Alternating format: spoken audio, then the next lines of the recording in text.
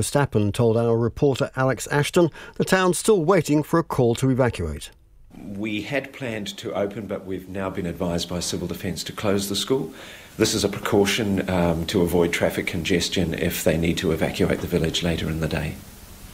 Okay, have you heard from parents this morning? I've been hearing from a few parents already that they were choosing to keep their children at home, but obviously now everyone will stay home or they will self-evacuate. Are people worried? Yes, I think people are becoming increasingly anxious as time goes on. It's tinder dry out here as there is smoke and ash falling around, and I think some people are getting very concerned. And obviously you're the principal of the school here, but you're also a resident of Wakefield. How was it for you last night when you got that message to brace yourself to evacuate? When we got the message to, be prepared to evacuate, we just did what I expect everybody else does. We got some inflammable things away from around the house, and we packed our essentials and kept our phones close to us through the night. How was it in the town last night in terms of how did it feel? Could you smell smoke? It got very smoky in the afternoon and again into the evening. Obviously there's the helicopters in the air all the time, and there was quite a bit of traffic on the roads last night as people were moving around. Yesterday evening, when the fire spread back towards this side of its burn zone, the smoke became very thick, so that the light was very yellow. There were flecks of white ash falling from the sky. I noticed this morning that there are whole pine needles that are scattered on the ground around the school. So obviously they've been caught in the updrafts and deposited around the village. So with that kind of incendiary material falling around the village, it does heighten the risk, I guess, of further outbreaks of fire. That's the principal of Wakefield School, Peter Verstappen, talking to our reporter Alex Ashton. And staying with schools, update from Auckland Transport. School bus services in the Swanson area are operating. Previously, there was some doubt if they would. Other services operating from the Swanson depot remain disrupted. More details from Auckland Transport. And in Auckland, on the Southern Motorway, been a breakdown that's blocking the right lane southbound after the Mount Wellington Highway on-ramp. It's 22 minutes past 8. Let's go to politics now, and the former Australian Foreign Minister Julie Bishop spoke to National MPs last night, sharing her experiences and insights from her 20 years in politics. The Liberal Party MP was the guest of honour at the National Party's caucus retreat in Hamilton, which caps off its second day today. She spoke to reporters ahead of the dinner. I'm looking forward to speaking with your colleagues because I have been in Parliament for many years now. In fact, I'm entering my 21st year in the Australian Parliament. I have contested 7 federal elections, 5 in government and 2 in opposition. And so 14 of my years have been in government and 6 have been in opposition. I think I've picked up a few lessons along the way, and I hope there's some experience that I can share with you.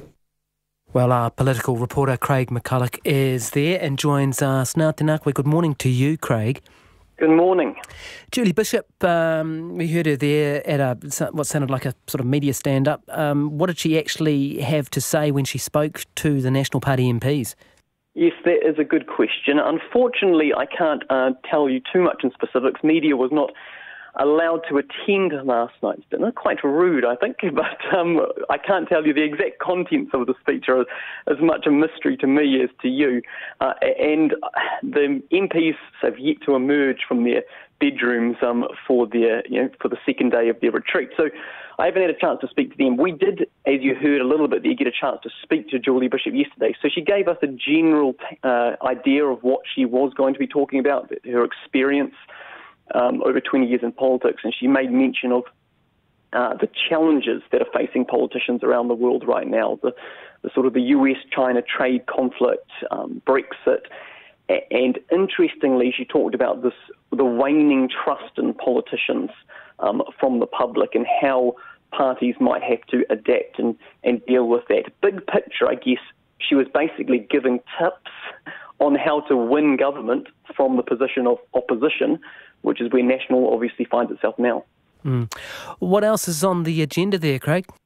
Well, today there is another day of basically policy meetings, policy formation, a lot more of what happened yesterday. Yesterday was a big day around, putting their heads together, trying to come up with operational issues, how to get the message out. It got distracted a little, I must say, around with the whole Jamie Lee Ross issue. I mean, I guess he may no longer be in the party. He's missing from the caucus, but certainly still present in terms of impact.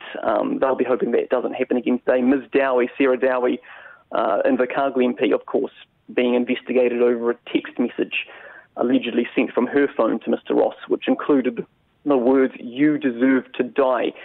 And her name was published last month by media. She hasn't spoken at all publicly until yesterday, and then even when she did, she didn't say much at all. She said it would not be appropriate for her to comment given the police investigation, but she did confirm that she's not going anywhere. She is sticking around as Invercargill MP. She's not standing down, and all the other MPs swinging in behind her, showing support.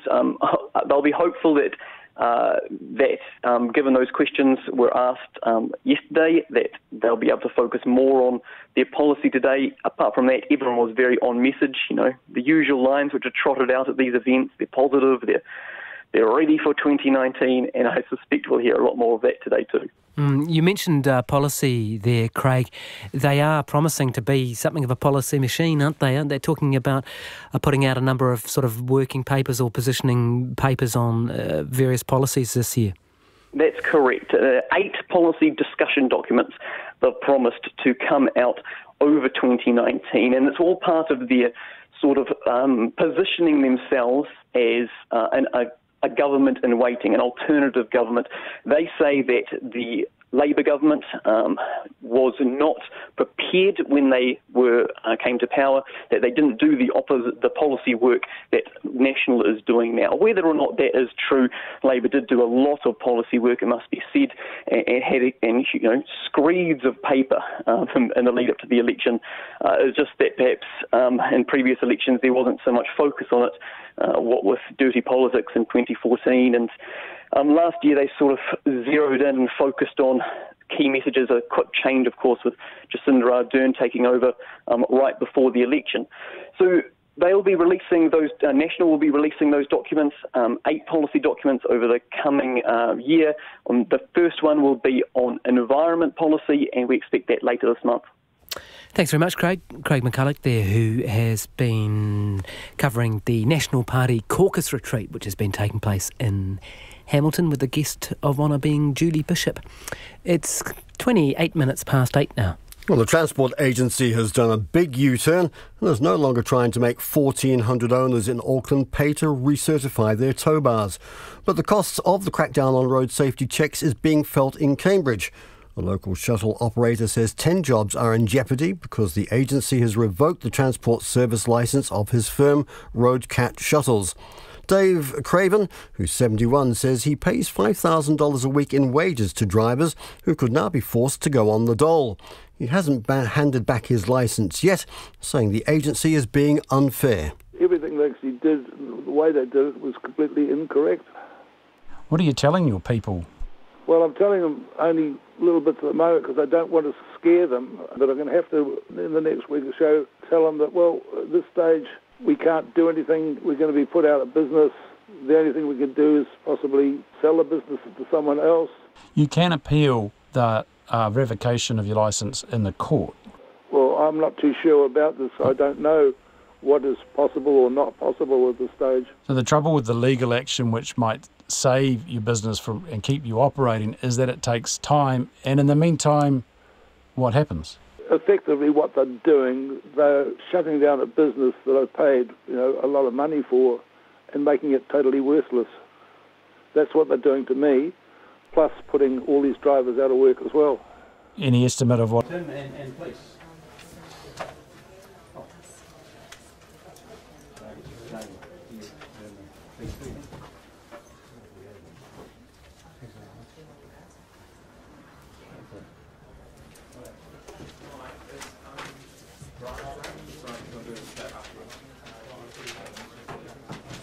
Do I just go when I'm ready?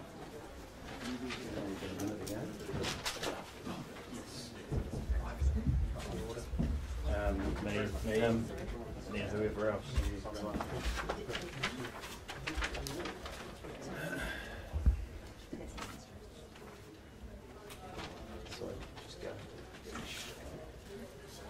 We good?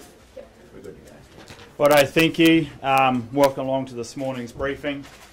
Firstly, I'd just like to thank everyone who's working out in the field and in here in the logistics department behind the scenes to run the whole event, especially to all those on the ground, both the emergency services, many of whom are obviously volunteers, but also all of those who are working for civil contractors out there driving diggers, bulldozers, etc., who are doing such an amazing job.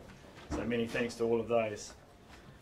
We'll be keeping the community informed over the course of today through the regular channels that have been used. Most notably and most importantly, people go to the Civil Defence, Nelson Tasman Civil Defence Facebook page to get most up-to-date information.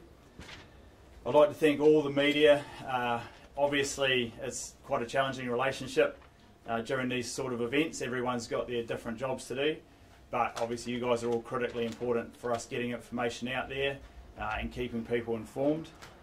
I'd just like to personally ask that you give time and space to those people who have been worst affected by this event and give them the opportunity to work through the issues that they have without being, I guess, chased for comment. Immediately after this briefing, there will be an opportunity to meet with the people running the civil defence operation to discuss how the media management is going to work over the course of today and going forward. People need to be prepared. Obviously, the text messages that went out last night, getting people to prepare themselves for the possibility of evacuation. That same method will be utilised during the course of today if evacuation becomes necessary, and people will speak in more detail about how that is going to work. I think it's important that if people are concerned and they are worried, that self-evacuation is a very good option, and the earlier that people can make decisions to move, if they have somewhere to go to take, have their valuables and everything that's important to them ready, and particularly consider animals and pets that they may have. So more details will come about the text alert as other speakers speak. The welfare centres are obviously available in Wakefield, and there's currently discussions underway about the possibility of expanding that and perhaps another one opening at some point. At this stage, I'll hand over to Dennis Bush-King, and I'm happy to answer any questions when that's appropriate. Thanks, Tim. Yeah, no, a lot of work's being done to try and manage the situation. We're still focusing on protecting life, property and infrastructure. We want to extinguish the fire as soon as we can, but that's the challenge ahead of us. We're also deploying more resources around to actually deal with the incident. Day 4 now, and no rain or no significant rain in prospect, so we're managing this for the next short while ahead. And of course we want to focus on communicating, and you do play a role in that, and thank you for your efforts. I'd like to hand over to Fire and Emergency, John, and he'll give you an update of the situation, and then we'll hear from the police. Thanks very much. Good morning. We had a challenging afternoon yesterday with the fire due to the wind conditions that developed mid-afternoon onwards. The fire was active overnight, albeit a slightly lower rate of spread, but our night shift work firefighters were very active. We were active in putting structural protection work around some structures, particularly in the southeastern Zulu sector. Last night some really good work was done, and I can report that no further structures were lost after that one shed around about 10 o'clock last night. Today we're poised. We've got a large number of resources of ground crews, tankers, heavy machinery, aircraft that are already 22 aircraft that are already working out there dropping water on the pressure points. And there is an opportunity this morning, as long as the weather cooperates, for us to defend that southeast corner I say that optimistically. We just don't. We know that the wind is most likely going to increase and turn to the northeast around midday, and that's going to certainly pressure that corner. We're also getting a lot of pressure in the northwest corner in the X-ray sector, with a lot of heat, and there's some slope which will benefit from the southerly wind, and a lot of work went in overnight to try and keep that in place, and a lot more is going in this morning to try and augment that so we can try and stop the perimeter of the fire from growing. The fire grew yesterday by another approximately 200 hectares, so we're talking about a 2,000 hectare total fire now approximately. We can't measure it exactly because the smoke problems are inhibiting access to some of the fire, particularly in the northern end, as you would expect with this southwesterly wind flow. And unfortunately that has affected some of the work that Civil Defence were hoping to get some of the residents back into the Redwood area today, but I've had to recommend that be put on hold. We can't get our own personnel into the Redwood area to make a risk assessment, but we'll be continually reviewing that during the day and hoping that we will be allowed to recommend access into that area. So just want to reiterate, this morning for us is absolutely crucial. We're poised all around the fire to benefit from the benign conditions first thing this morning, a bit cooler, not too much wind, and we're really trying hard to harden up our protective areas. So in advance of what we expect is probably going to happen from midday onwards, will be a repeat, I suspect, of what happened yesterday. Thank you. I'm happy to answer questions later.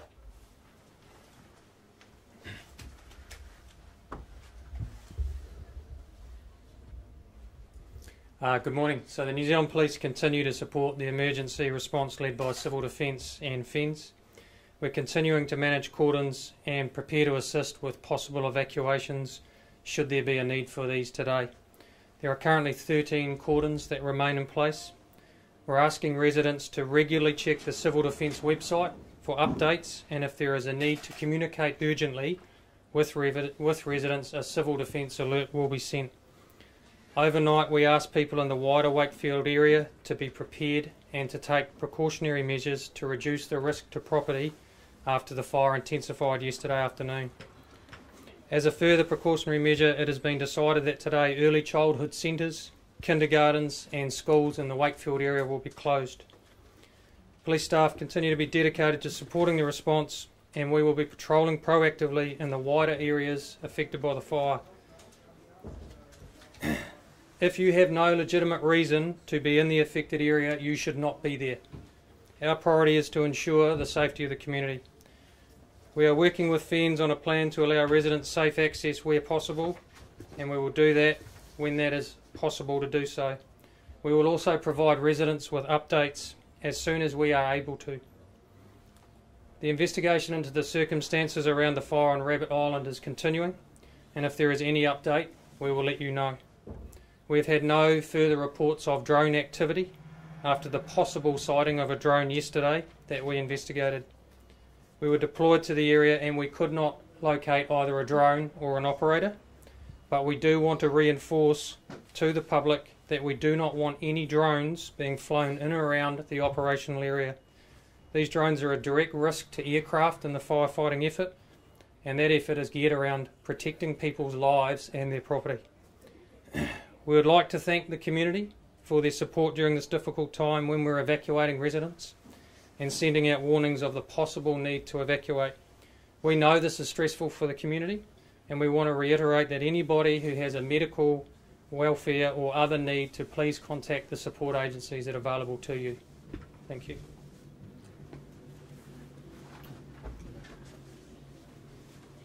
Okay, are there any questions to anybody up the front here? Then by all means shoot.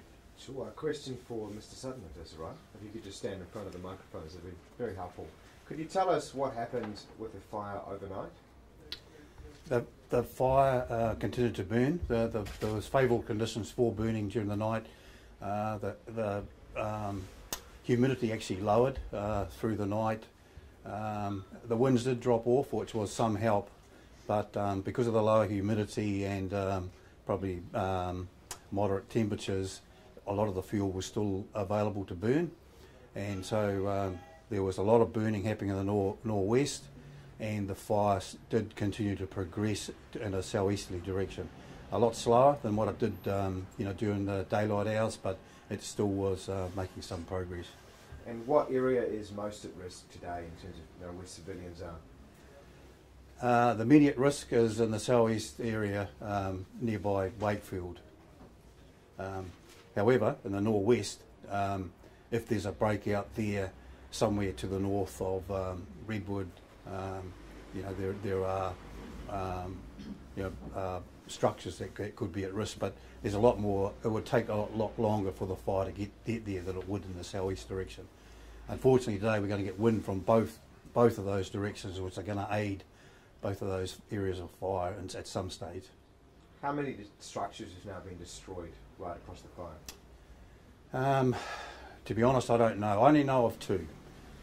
That's one residence that burnt in the original fire run, and one shed was burnt last night about 10 o'clock. So there's been some enormously good work done by our structure protection crews to prevent others burning, and that's actually what happened last night with bulldozers and appliances. We managed to save several buildings. Mr. Sutton, how are water supplies currently? Water supplies are holding up. It's not an ideal situation. Most of it's artificially created. We have to dig holes, so the water can seep into, and we're dipping out of those. We're also using private reservoirs and dams. We're using swimming pools. We're transporting water into temporary reservoirs. We're managing, but it's something we have to work on. So we've got a lot of heavy tankers working, carting water for us. How are firefighters coping as we head into the fourth day of this blaze? For some of the firefighters, this is their fifth day, and I can see that fatigue is an issue, and it's something we have to manage. That's part of our job. And so, are there plans to bring in more ground crew? There are. There are more crews ordered on their way today from outside of this province. Could you talk about the effort that some of these firefighters are going through? We've heard they're pulling double, triple shifts. It must be enormously hard work. I certainly hope that's not the case, certainly not double shifts, but even one shift is enough. They're doing a 12-hour shift. It's arduous and it's hard work, and it's getting hotter. It was hotter yesterday than the day before, and I think it will be higher temperatures today. Sorry, we've got a fire up north, and then we've also heard that some crews are deployed over to Australia for assistance. Do you just have some reassurance for those here that there is enough resource to cover all those different spots? We're having no problem resourcing anything we ask for, we're getting. Excuse me, Tim, question for you, if you wouldn't mind standing up to the mic. Can you just reiterate comments you made earlier regarding the effects on agricultural and forestry workers at this point? The sawmills shut, apple picking about to begin. What's happening with that workforce? There's no work, I understand. Yeah, so my understanding is at the moment the forestry industry has completely suspended all harvesting operations in the top of the South Island. I think both here and in most of Marlborough. Obviously, the East Valley sawmill has shut down, and that has a very significant impact. I think the other thing is a huge amount of resource, as John was saying, that's been called in. A lot of truck drivers, a lot of heavy machinery operators. Those people all have day jobs, and they're working in industries that are often time critical, in the horticultural industry particularly. So they aren't driving trucks for them. So yeah, those implications and these sort of events, the flow-on effects of the immediate event can be as significant, and as we go longer, those effects will become more and more significant. And orchard picking, apple picking about to begin, that's impacted as well? Absolutely, yeah. I mean, every part of business as usual is going to be affected, either is currently or will be affected in the near future. So, again, the longer this goes, the bigger those effects are going to be. Yes. Inspector, just talking again about Wakefield, if an evacuation is required, how will that be coordinated with so many people affected? Okay, so we are working with Fire and Emergency New Zealand and Civil Defence. There are trigger points that Fire Emergency New Zealand have in relation to where the fire is. to allow suitable time for an evacuation to occur. In relation to speaking generally what a plan would look like. So there would be mass media that would be put out, there would be civil defence alert put out, there would be social media alert put out, there would be text alert put out, and then there would be staff that move into the ground, including the audible sounding of sirens, public announcements across PAs, and police and support agency staff, USAR, New Zealand Defence Force on the ground, working from the area of most threat through to least threat, going door to door. How far are those trigger points you mentioned, how far away is the fire distance-wise from the closest one of those at the moment? Probably approximately 2 kilometres, but on our assessments of rate of spread, that probably gives about 2-hour warning. And if the residents have prior warning, we think that that's probably adequate. At current wind speed or? Predicted wind speeds. Yeah. So not current, no. 2 kilometres from Wakefield, is that right? Roughly, yes. At the closest point. Yeah. Oh, sorry, from Wakefield or the trigger point? No. Yeah, the trigger point would be approximately, yes, 2 kilometres. Yeah. Mr. Sutton, can you talk about the likelihood of getting the fire under control today, or possibly when you think that might happen based on the models that you sort of have? I think, to be honest, I think there's another 48 hours of very hard firefighting before we could start talking about control. So you're saying this is going to burn right through the weekend? There will be some burning, yes, through into next week. Let's hope it's inside the perimeter though.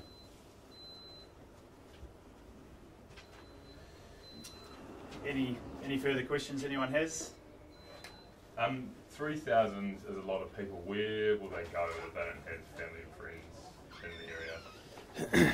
So those instructions will be given as part of the civil defence notification, which direction people should be moving in, where the civil defence evacuation centre is. Just in relation to the earlier question, in relation to distances, so between the agencies there is plenty of capacity being built in relation to evacuation. Protection of life will always be the priority, so we need to be very careful around our reporting of distances and the perception that may create for people. So there are clear trigger points put in with an understanding of timing that it would take to evacuate people. We want to reassure people that that is a priority for us. People in the Wakefield area, it is particularly important they remain vigilant, they remain prepared to move in the areas where they've been told to.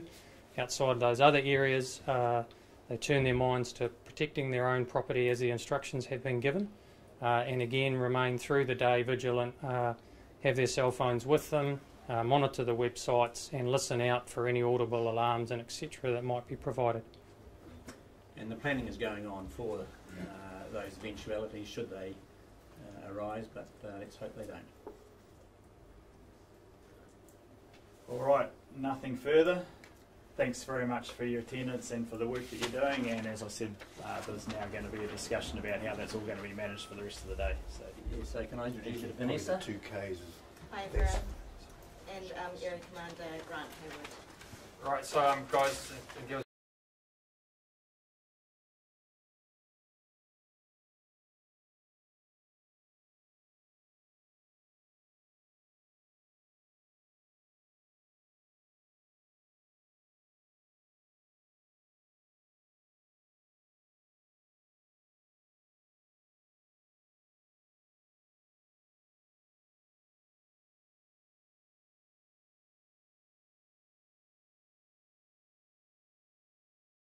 consider an alternate route or allow extra time until the scene can be cleared. Well, sprinting, gathering her breath with a bit of a trailer for 9 to noon, Catherine Ryan. Good morning, everyone. There we are.